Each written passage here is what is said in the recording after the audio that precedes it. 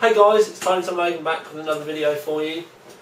Going to do something, I'm doing a lot of these lately, but I have been looking around at trying to, rather than just doing like a straightforward, this is a review, I'm trying to explore different avenues on where I can take the videos, just so that we've got something that we can mix it up with every now and then.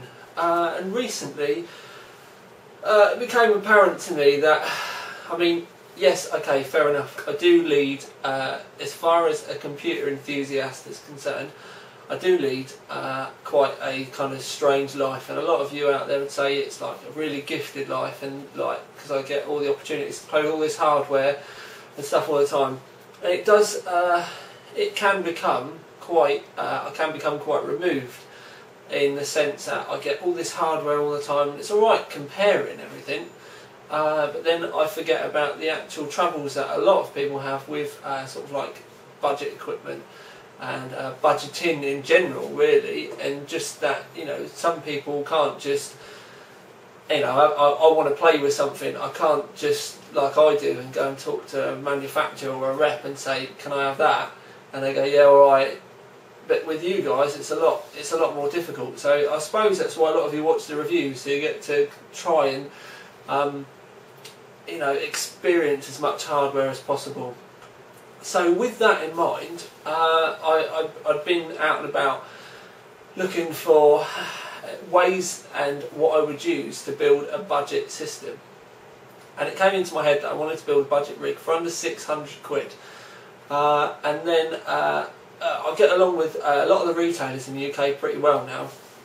And I was talking to Raws at Aria just before they released the bundle that they were just about to release.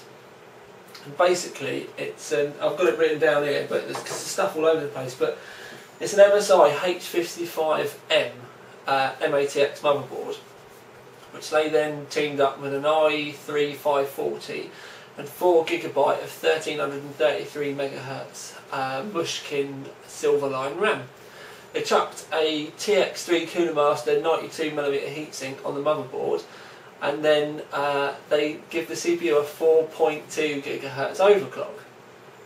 Now, you think, you know what I mean, the price would be quite high for the overclock and everything like that, but the actual bundle is cheaper to buy with the overclock than it would be if you bought all the components separately. So then straight instantly, bam, budget rig straight jumped into my head. So essentially what I've done is I've grabbed all the bits needed to build a budget rig, and then I've just done a 3D Mark run behind me. That was what was running when I first started the video. But the idea of this video is to show you that with a small budget you can still have a great performing rig that you can use day to day, take to lands, do loads and loads of different things with, but not a lot of cash really. But at the same time, if you've got loads of money and you don't want to take your, you know, bling painted water cooled rig to lands all the time, this could be a cheap basic rig for you to chuck in the car. It could be perfect for like a son or a daughter, maybe a partner. Do you know what I mean? The opportunities are endless. If you want a cheap system, basically what we're going to do is we're going to show you how you can do this, and basically it comes in at 550 quid with a 6870. If you used a 460 you can get it for 499. Absolute cracking prices. But what I'm going to show you is that just because it's cheap doesn't mean that it's an underperformer. Now what I'm going to do is I'm going to bring you in, give you a look round the rig. You're going to know all the parts when you see them. It's not anything groundbreaking, do you know what I mean, or anything like that, but all the bits do their job really well and come in at a really competitive price. So without further ado, I'm going to bring you in and give you a good look around this rig.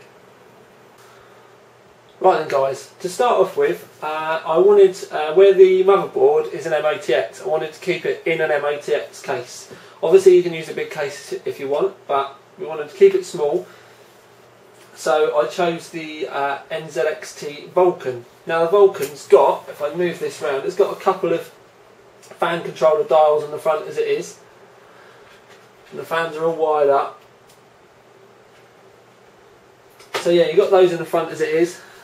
Couple of 3.5 inch bays, couple of optical bays, more than enough for most people.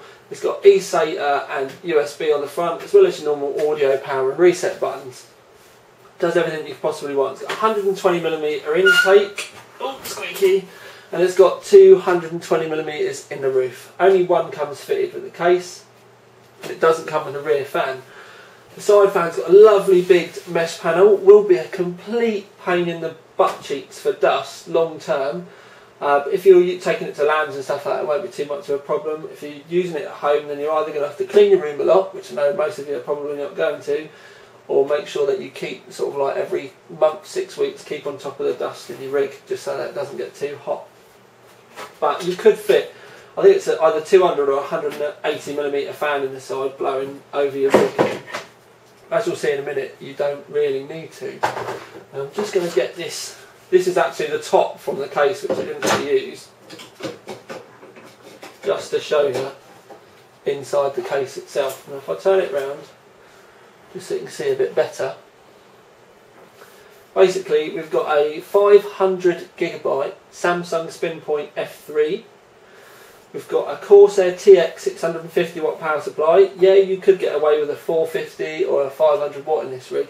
But the idea with this is to show you it's a good quality, well-made power supply. These are only 60, 65 quid, so you've not got to spend a mega amount of money to get a decent brand.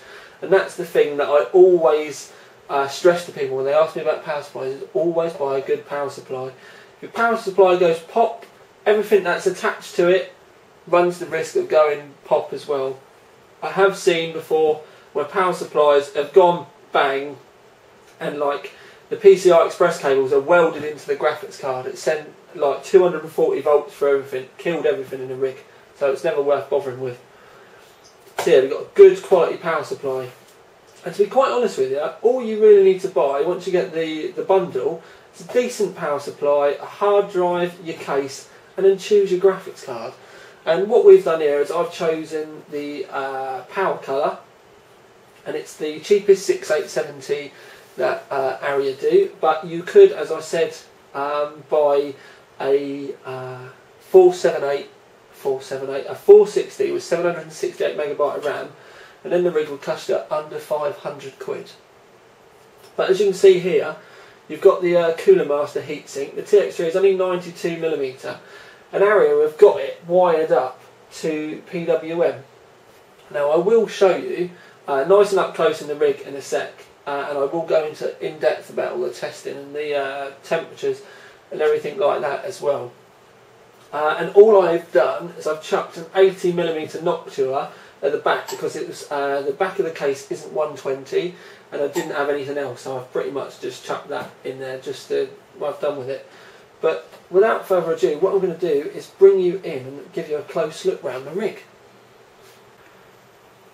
Right, okay, trying to get the light actually shining in the case properly is a bit of a mare, so you're going to have to put up with the glare off my studio light. If I move it around there, it's a bit better. You can see the TX3 in the middle. You've got the 4GB of Mushkin Silverline to the side. It's 1333 megahertz, and then you've got the graphics card at the bottom. Obviously you can use any reference 6870 or a 6850. You can adjust the rig infinitely around your budget really. Power supply on the bottom, good old Corsair power supply, and then the hard drive. And obviously you can see the gap above the hard drive allows you to have a nice long graphics card if you want, so you could use your current 5970 or something. Also the rig does support, although it will be just 8x8, the motherboard does support Crossfire. So technically if you wanted to chuck a second graphics card in, then you could do, and you've also got the power supply and the space to be able to do that. Now if we have a look to the side, this is something I wanted to stress. That's the P-score for 3D Mark Vantage. Very respectable P-score. But this is the crazy thing that I wanted to show you. Is the temperatures. You can see on the right hand side there, that's the maximum temperature, was 60 degrees. Now the reason for that is because it's i3, they are very cool, but to test the overclock on the Aria bundle, I left it running prime overnight, just completely forgot about it. But I also put a heater in my office, quite a big heater, to make sure the room was nice and warm. When I left it was 22 degrees, when I got up in the morning it was 26 degrees, and that temperature there still hadn't gone above 69 degrees Celsius. So that little TX3, although it is small and only 92mm, is perfectly adequate for this system. And just to show you the overclock, I'm going to zoom in there just to show you. 1.36 volts, and then if you look down the bottom you can see it's 183 base clock with a multiplier of 23, giving you 4.2 gigahertz, or 4.22 as it's saying there. Right then guys, so you've had a good look around the rig, you've seen all the parts in there, you've seen the bits that I've chosen.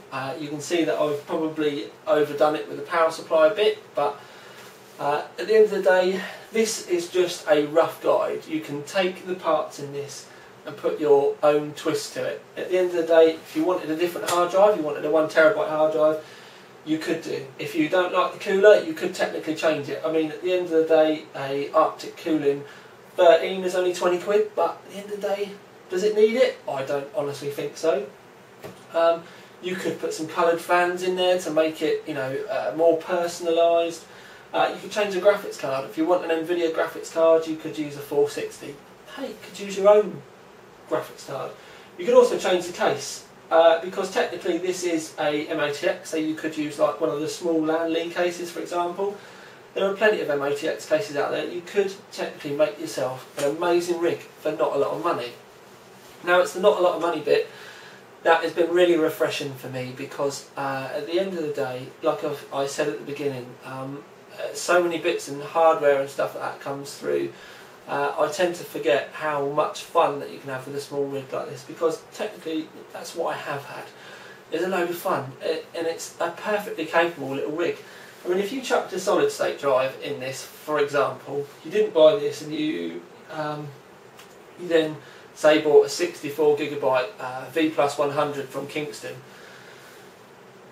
this would be on day-to-day applications like, say for argument's sake, MSN, like talking to your mates, your email, surfing the forums, having a look on YouTube, all that kind of stuff. This would be as quick as my main system. If you want to see what my system specs are, by the way, go to my channel. Every time I change something in my main rig or on the main bench rig, I change it all there. But anyway, yeah, this would be as quick as my 970. And at the end of the day, obviously, bigger rigs are always going to be quicker, but you just need to think to yourself, do I really need, you know, that mega stuff? And there's a lot of people that I talk to out there that are either saving up for a mega rig that they will actually never ever get to. So, you know what I mean, they're always waiting. Oh no, that's going to be coming out, so I'll wait. Oh no, I can't buy that now because, you know, I have to see what that. The amount of people that are saying to me, do I buy i7 now or wait for Sandy Bridge? And they've been saying that for the last 3 months. And, you know, not being funny, why didn't you buy the rig that you wanted 3 months ago? You could have been having 3 months of enjoyment with it. But also with this, what you need to bear in mind is it's quite cheap and cheerful. And there comes a point where you're always upgrading your old system. You know, oh, I'll change the RAM, or I'll do this, and then I'll get a new graphics card, and now I'm going to try a new cooler. And all you end up doing is staying with your main rig and just sort of like giving it cosmetic surgery, do you know what I mean? And doing this and doing that, and or a little bit of a performance enhanced there. When if you actually thought about it and thought to yourself, right, the next couple of 3 months, I'm not going to buy anything, you could end up with a whole new rig. Now, this isn't going to set, you know, the world alight, but it's all new, and this is quicker than a Q6600 rig. It's quick, it's snappy, it's new parts as well, which you've got to think about. And new parts generally means warranty as well. and it's cheap and cheerful. It's something that you can have a laugh with, and you're not going to look at it and think, oh, you know what I mean, it's cost me an absolute fortune. Oh, credit card bills come this month. Or, you know what I mean, I've had that rig for 2 years, I wish I could afford to do it. Oh, rather than replacing my rig, I'll just buy this for it this month. Wouldn't you be better off with a nice small rig like this? And like I said, this is just a template. This is just me trying to show you lot out there that you don't necessarily have to spend an obscene amount of money to be able to have a good laugh. I mean, I would be quite happy taking this to a LAN, sitting there setting up, and as you'll see in a minute, because I'm going to do a selection of games at the end and benchmarks just to show you the frames per second. And as I said, they're not going to be 570 territory or the kind of results that I was getting with an i7 950. But what you need to bear in mind is that the motherboard, the RAM and the cooler cost less than an i7 950. So you get the whole sort of like heart of the rig for less money than an i7 processor. So like I said, this is just me trying to pitch it out there that these things are a lot more accessible than you might have thought. And don't worry about those idiots on the forum that sort of like, oh, you've only got i3. It's you that you need to be buying for, rather than saving for 12 months to please that idiot on the forum that, you know, I mean, daddy's credit card or their parents don't give a shit about them, they just throw money at them. You need to be making yourself happy, guys. And to be quite honest with you, I honestly believe that if you've got something like this, you will be as happy with it as if you'd, you know, probably even happier than if you'd waited another 6 months or whatever and got that i7 rig, because you'd have 6 months of enjoyment with this.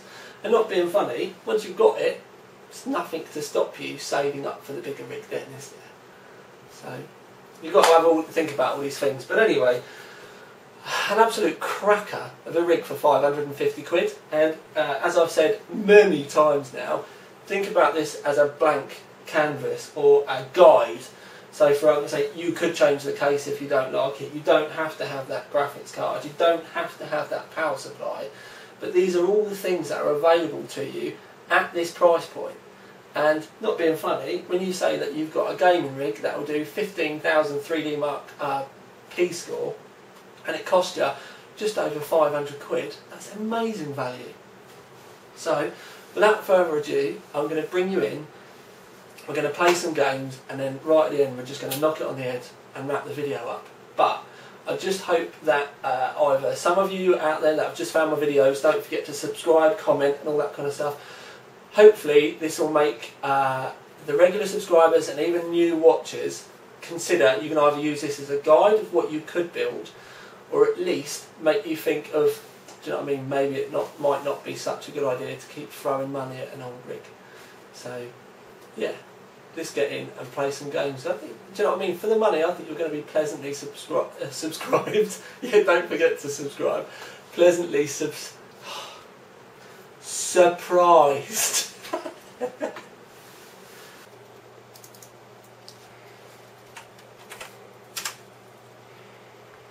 This is just a quick section of the video, guys, just to show you some just normal like web surfing. I know this is going to be really boring for you, but for all of you guys out there that have got like an older rig that still struggles, I mean, yeah, okay, I've got a good internet connection, but as far as just opening pages and stuff like that's concerned, just does it fine. My lovely girlfriend is doing some quite scary looking at bags and stuff. Hopefully she's going to open me a picture or something.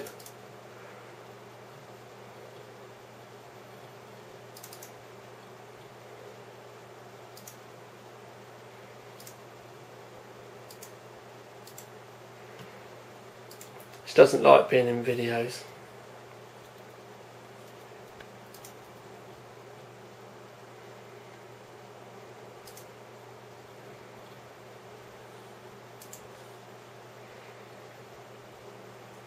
Try a different website, hun.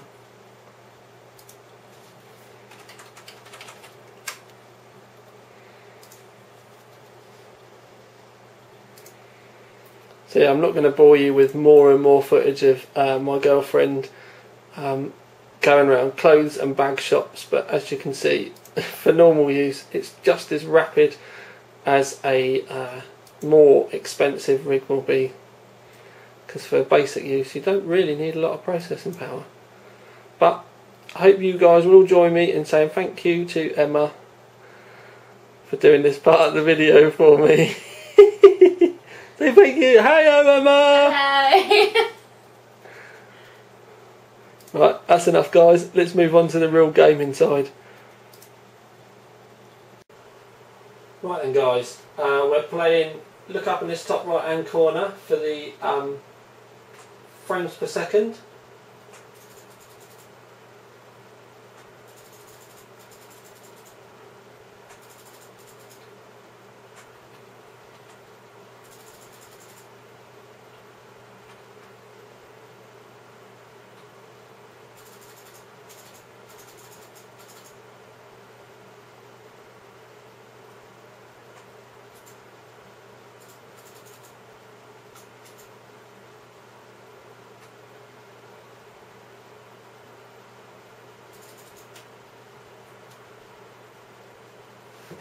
Yeah, basically what I want to say to you is, yeah, it is floating around the 59 kind of 60. We're playing at gamer settings and we've got 0 AA on. But basically what I'm trying to show you is that this little rig can play these games perfectly fine. Well, watch the explosion, because people always tell me that I don't. There you go, it did drop down to 35, but most of the gameplay is perfectly fine and it's very playable.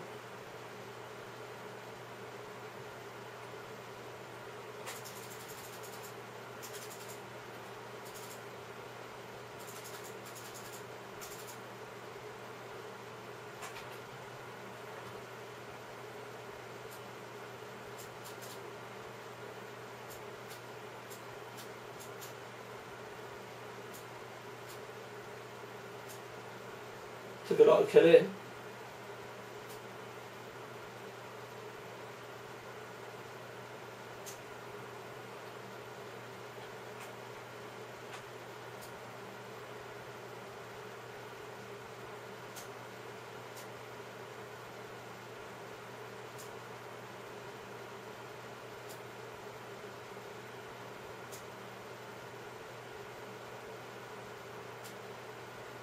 What I'm trying to do is make stuff blow up.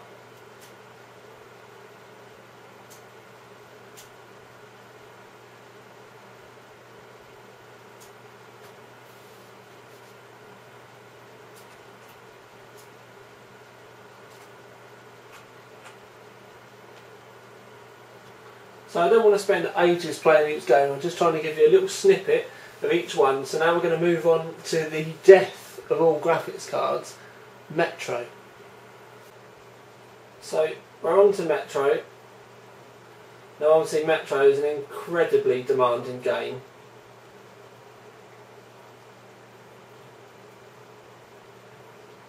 And I'm going to play through some of the little scenes, or at least show you some of the little scenes, because it's going to change quite quickly to the video part. You can see it's hovering around 30 frames per second mark. It's not lagging at all. It's quite playable. I don't know where the other dude's gone.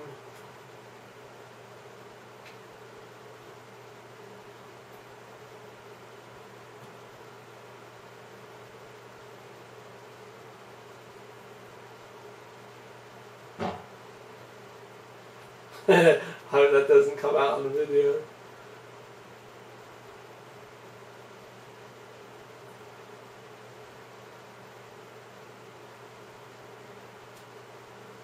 As I said, I don't want to spend too long on each part.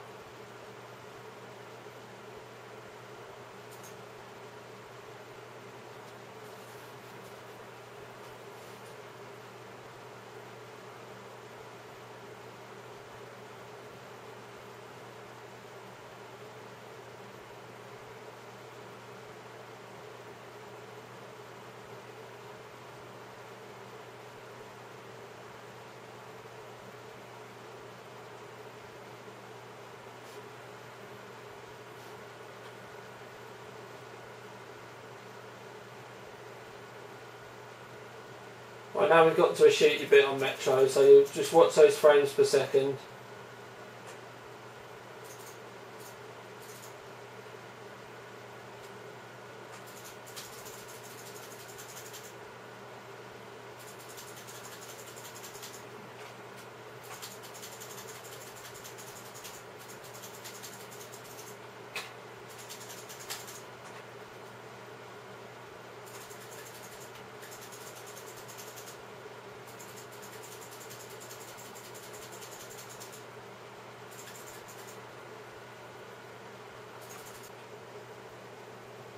Like I said, very bad gameplay.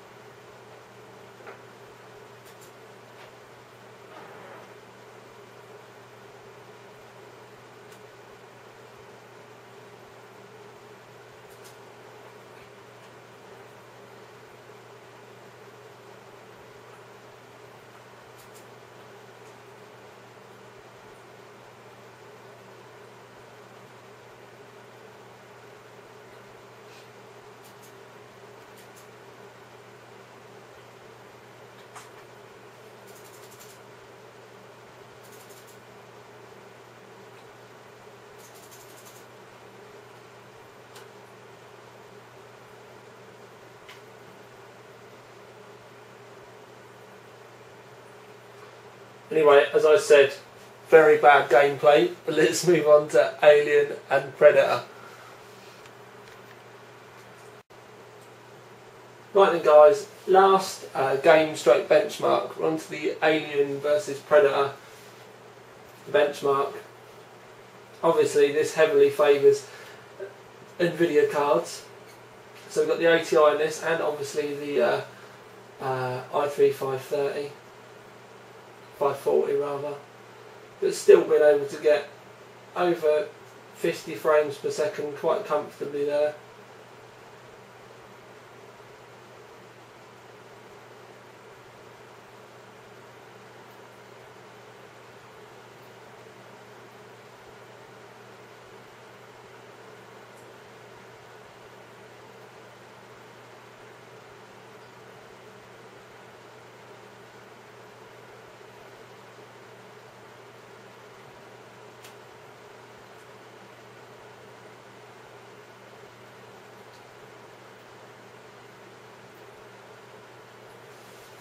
Rather than it just being quiet, I'll finish the end of the video by saying all of the prices and the products are currently available at Aria, because I'm doing this video with Aria. And this was just to show you that you can build a brand new rig that will play the latest games easily and without a fuss for less than 600 quid. So it's definitely worth anyone thinking about upgrading or thinking they can't afford to upgrade, take a look at these specs. But that's the end of the benchmark. So this is Tiny Tom Logan with another video for all you guys. Out.